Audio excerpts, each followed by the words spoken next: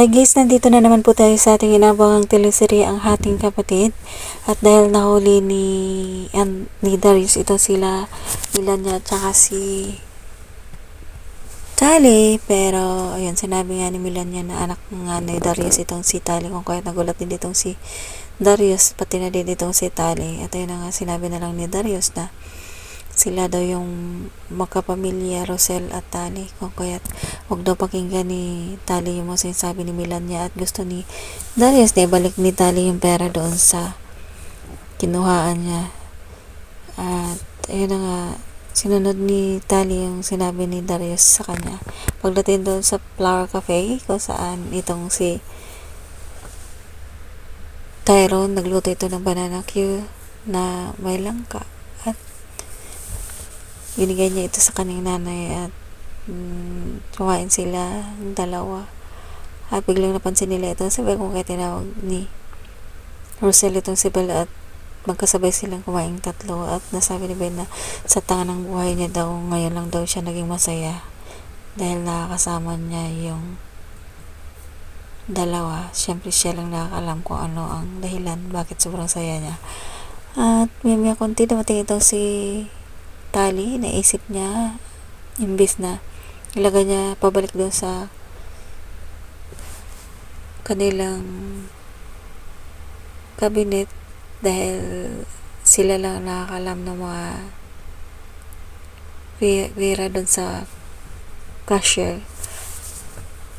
Nakita niya yung bag ni Belle at biglang nilagay niya ito doon, pero tamang bumalik itong si Belle at nakipag-gawan ito sa kay Tali at gusto pa talaga ni Tali na pamukha sa Belle na magnanakaw siya at ipahiya siya nito kung kaya sigaw siya ng sigaw.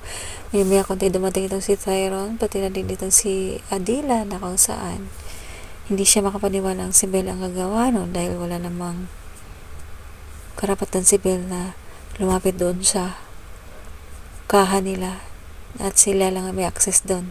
Kung kaya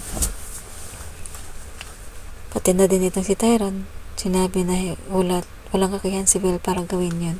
Kung kaya nag-walk out itong si Tali at mangyak-ngyak itong tatawagan sana itong si Darius, pero iyon na nga, ito naman si Darius, may katawagan itong si Milanya at balak niya itong sundan. Ayun, nasundan niya nga doon sa bahay mismo ni Vea kung saan nag-uusap ang dalawa tungkol sa mga binabalak nila kay Rosel. Kung kaya biglang nagsalita isang si Darius na hindi daw niya hayaang sasaktan ng dalawa itong si Rosel.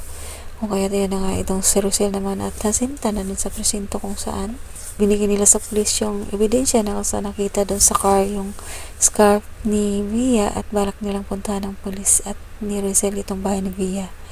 At tamang tumawag naman itong si Darius at sinabi nito kay Via na dito kay Rosel na may sasabihin daw ito sa kanya, pero ayun na nga, may konti tumahimik nang bigla itong si Darius dahil pinukpok ni Via ng flower base ang ulo nito, kung kaya medyo nahihilo ito.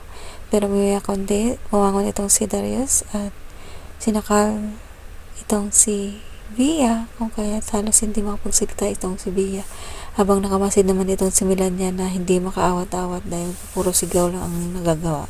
May konti dumating doon si Rizal kasama ang pulis at biglang pumasok doon sa bahay ni Via na kung saan doon niya makikita itong si